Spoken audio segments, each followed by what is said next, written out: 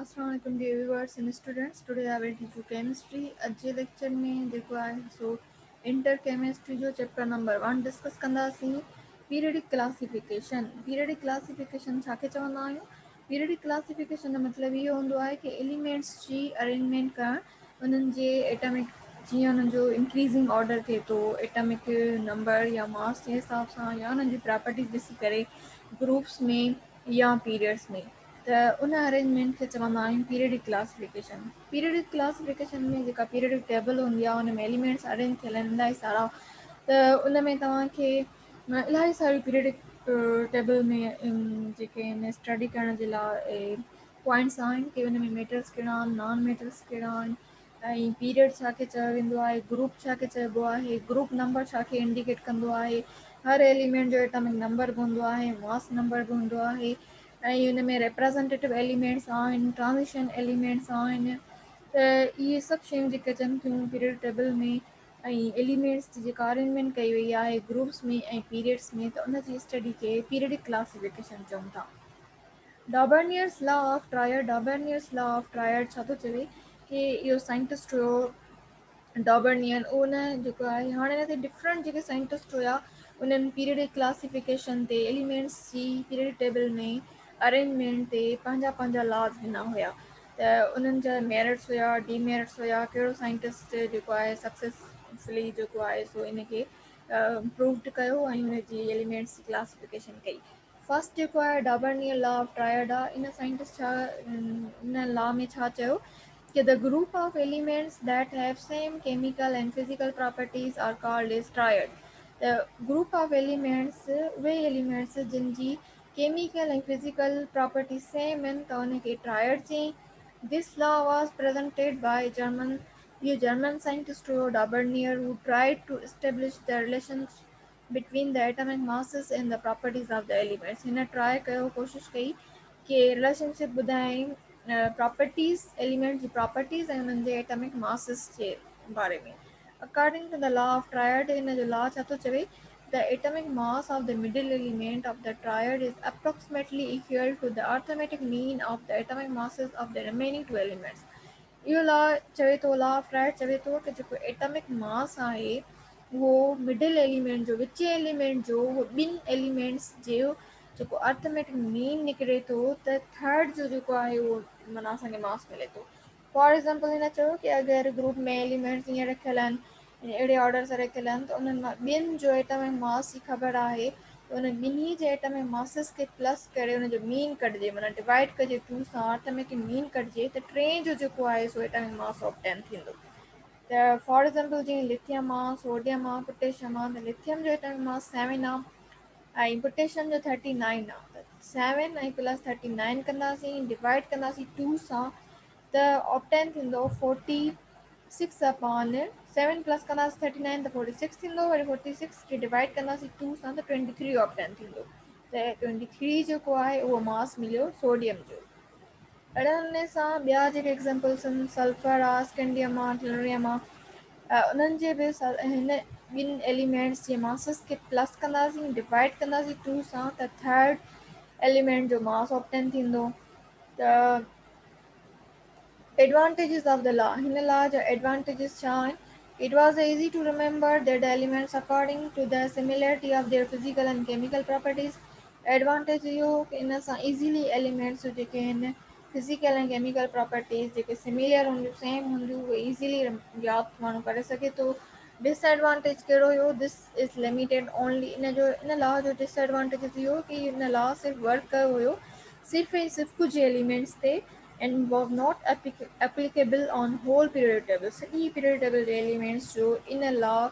खे अप्लाई करे जेको आहे सो एटमिक मासिस ऑब्टेन न थिया हुया, कुझु एलिमेंट्स जा थिया हुया। इन करे इहो इन जो डीमेरिट हुयो, डिसएडवांटेज हुयो इन लॉ जो कि इन लॉ वर्क कयो सिर्फ़ु ऐं सिर्फ़ु कुझु एलिमेंट्स ते,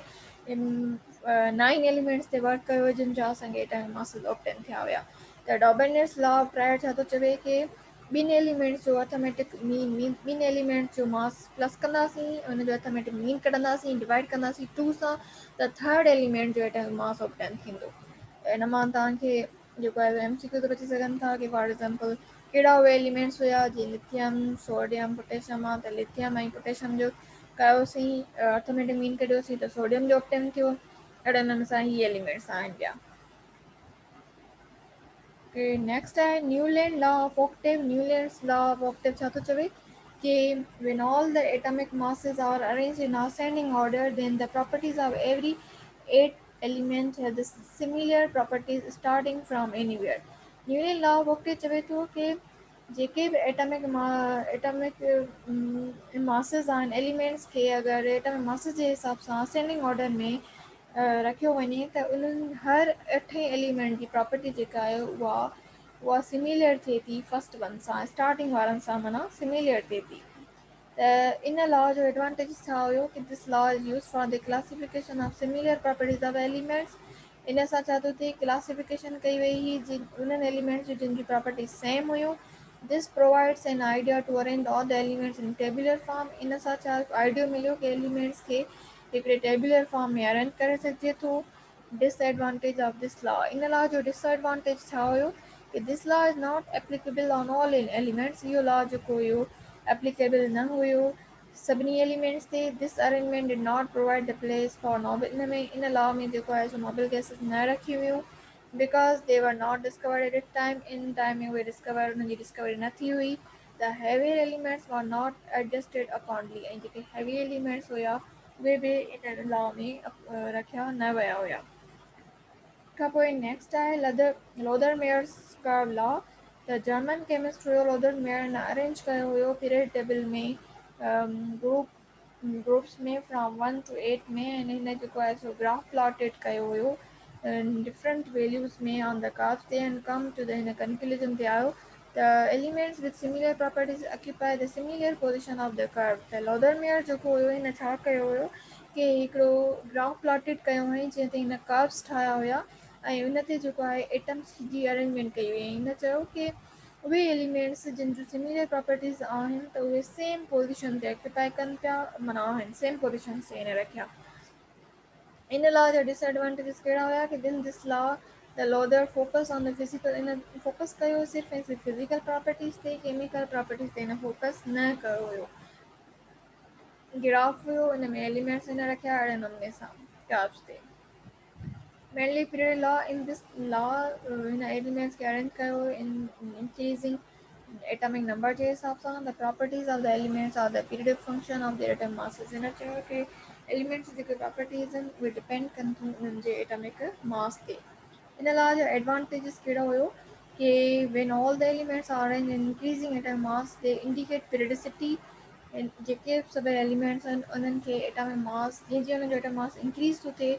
उन अरेंजमेंट सां रखियो थो वञे त इन सां छा थो थिए कि पीरियडिसिटी ऑप्टेन थी थिए। पीरियडिसिटी मीन्स के arrangement the properties of the elements are correlated with their atomic masses, ऐं हिननि जूं प्रॉपर्टीज़ जेके हुयूं उहे रिलेटेड हुयूं हुननि जे एटमिक मासिस सां। They have the similar gradation, जे एटमिक मासिस उन्हनि जी सिमिलरिटी हुई पाण में। There is a space for the new, हिन छा कयो हुयो कि स्पेस छॾियो हुयो जेके अञा एलिमेंट डिस्कवर थियणा हुया आहिनि प्रेडिक्ट देयर उन्हनि जी प्रॉपर्टीज़ बि ॿुधायूं हुयूं जीअं ईका बोरान, ईका सिलिकॉन ऐं ईका एल्यूमिनियम। ईका मीन्स उन खां बिफोर या बाद में जेके एलिमेंट्स ईंदा त उन हिसाब सां हिन जो नालो ईका रखियो हुयो कि बोरान खां पहिरीं या बाद में जेको एलिमेंट डिस्कवर थींदो ईका सिलिकॉन एंड ईका aluminium. Mainly correct the atomic masses of the elements, हिन इलाही जेको आहे सो करेक्शन बि कई एटमिक मासिस में। डिसएडवांटेजिस हिन जा कहिड़ा हुया? डिसएडवांटेजिस इहा हुया कि हिन एलिमेंट्स खे असां एटमिक मासिस जे हिसाब सां रखियो हुयो असेंडिंग ऑर्डर में। त जिन जो मासिस पहिरीं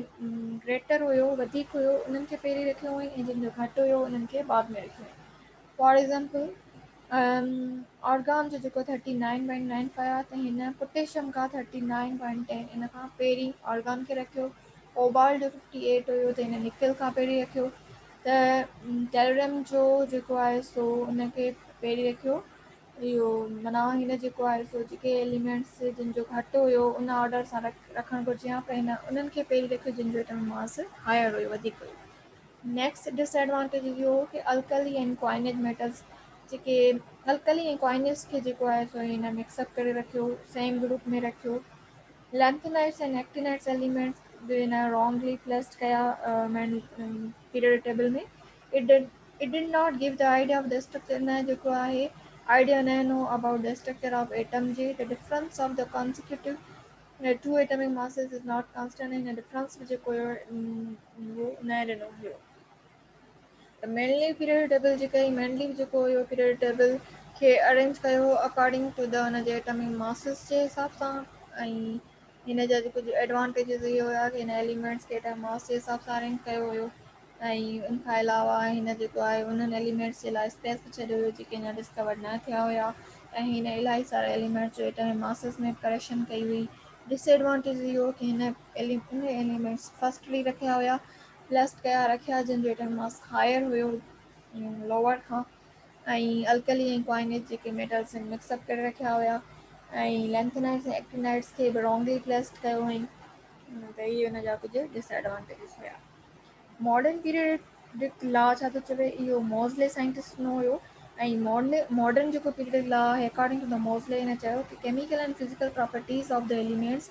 और the periodic function of their atomic masses हिन चयो कि जेके केमिकल ऐं फिजिकल प्रॉपर्टीज़ आहिनि उहे एलिमेंट्स जूं छा ते डिपेंड कनि थियूं एटॉमिक मास ते कनि थियूं त लॉन्ग फॉर्म आहे पीरियड टेबल हिन पीरियड्स खे जेको आहे पीरियड्स चवंदा आहिनि पीरियड्स जेके हॉरिज़ॉन्टल रोज़ हूंदियूं आहिनि पीरियड टेबल में जेके हॉरिज़ॉन्टल रोज़ हूंदियूं आहिनि उन्हनि खे पीरियड चवंदा आहियूं ऐं ग्रुप वे हूंदा आहिनि ग्रुप उनखे चवंदा आहियूं जेको वर्टिकल कॉलम्स हूंदा आहिनि ऐं उन्हनि में जेके एलिमेंट्स रखिया विया आहिनि उन्हनि खे ग्रुप चवंदा आहियूं पीरियड्स जो प्रॉपर्टीज़ छा आहिनि कि पीरियड सां छा थो अचे कि फिज़िकल एंड केमिकल मोज़ले चयो कि physical and chemical properties of the elements वो डिपेंड कनि थियूं हुन जे एटॉमिक नंबर ते ऐं मेनली जो डिपेंड कनि थियूं हुन जे एटॉमिक मासिस ते उनखां पोइ न्यूक्लियर चार्ज इंक्रीज़ थींदी आहे पीरियड में एटॉमिक साइज़ जेका आहे उहा डिक्रीज़ थींदी आहे पीरियड में इन पीरियड आयोनाइज़ेशन पोटेंशियल जेका आहे उहा इंक्रीज़ थींदी आहे आयोनाइज़ेशन पोटेंशियल छा हूंदी आहे जेके अगरि कहिड़ो एटम इलेक्ट्रॉन गेन कंदा आहिनि त गेन करण जे लाइ जीअं एनर्जी जी उन्हनि खे नीड हूंदी आहे उहा आयोनाइज़ेशन पोटेंशियल हूंदी आहे त उहा पीरियड्स में जेका आहे सो इंक्रीज़ थींदी आहे इलेक्ट्रोनेगेटिविटी जेका आहे उहा पीरियड में इंक्रीज़ थींदी आहे इलेक्ट्रोनेगेटिविटी छा हूंदी आहे टेंडेंसी हूंदी आहे इलेक्ट्रॉन गेन करण जी द इलेक्ट्रोपॉजिटिविटी जेका उहा डिक्रीज़ थींदी आहे each period start with alkali metal हर पीरियड जेको हूंदो आहे स्टार्ट थींदो आहे अल्कली खां ऐं एंड थींदो आहे नोबल गैस ते description of period first period कहिड़ो हूंदो आहे फर्स्ट पीरियड जेको आहे उन में सिर्फ़ु ऐं सिर्फ़ु टू एलिमेंट्स हूंदा आहिनि हाइड्रोजन ऐं हीलियम ऐं उहो स्टार्ट थींदो आहे ऐं फिल थींदो आहे के शेल में इलेक्ट्रॉन कॉन्फ़िगरेशन हुनजी हूंदी आहे 1s1 and 1s2 second period जेको हूंदो आहे हुन में 8 एलिमेंट्स आहिनि ऐं हुन में शेल केतिरा हूंदा आहिनि 2 शेल हूंदा आहिनि के ऐं एल शेल हूंदो आहे ऐं उहो कवर कंदो आहे 2s ऐं 2p ऑर्बिटल्स थर्ड पीरियड जेको हूंदो आहे उनखे सेकेंड शॉर्ट पीरियड चयो वेंदो आहे ऐं उहो शेल हुन में केतिरा फिल थींदा आहिनि के एल एम शेल फिल थींदा आहिनि ऐं हुन में 2s ब्लॉक ऐं 6p ब्लॉक एलिमेंट्स हूंदा आहिनि फोर्थ पीरियड जेको हूंदो आहे हुन में 18 एलिमेंट्स हूंदा आहिनि ऐं हुनजी इलेक्ट्रॉन कॉन्फ़िगरेशन हूंदी आहे 4s1 खां 4p6 ताईं फिफ्थ पीरियड जेको हूंदो आहे हुन में 18 एलिमेंट्स हूंदा आहिनि ऐं हुनजी इलेक्ट्रॉन कॉन्फ़िगरेशन स्टार्ट थींदी आहे 5s1 खां 5p6 में सिक्स्थ पीरियड जेको हूंदो आहे हुन में 18 एलिमेंट्स हूंदा आहिनि उहो स्टार्ट थींदो आहे 6s1 खां 6p6 ते सेवंथ पीरियड जेको हूंदो आहे हुन में 14 एलिमेंट्स हूंदा आहिनि ऐं हुननि जी इलेक्ट्रॉन कॉन्फ़िगरेशन स्टार्ट थींदी आहे 7s1 में पीरियड ट्रेंड छा हूंदो आहे सेकेंड एंड थर्ड पीरियड जेको हूंदो आहे उनखे शॉर्ट पीरियड चइबो आहे उन्हनि में 8 एलिमेंट्स हूंदा आहिनि and the fourth and sixth period जेको हूंदो आहे उहो कंसिडर कयो वेंदो आहे लॉन्ग पीरियड बिकॉज़ हुन में 18 एलिमेंट्स हूंदा आहिनि पीरियडिसिटी छा हूंदी आहे पीरियडिसिटी मीन्स के the recurrence of properties after specific interval of 2 1832 is called periodicity elements जेका आहे properties recurrence थियनि after the specific interval खां पोइ त उनखे periodicity चइबो त अॼु जो जेको लेक्चर हुयो about the inter chemistry periodic classification हुन में जेके कुझु लॉ जेके हुया उहे डिस्कस कयासीं नेक्स्ट लेक्चर में बाक़ी जेके टॉपिक्स उहे डिस्कस कंदासीं मुंहिंजे चैनल खे लाइक कयो ऐं सब्सक्राइब कयो बेल आइकॉन बटन प्रेस कयो त जीअं नेक्स्ट लेक्चर अचे त तव्हांखे हुनजी अपडेट मिली वञे ओके अल्लाह हाफ़िज़ here we are ending our lecture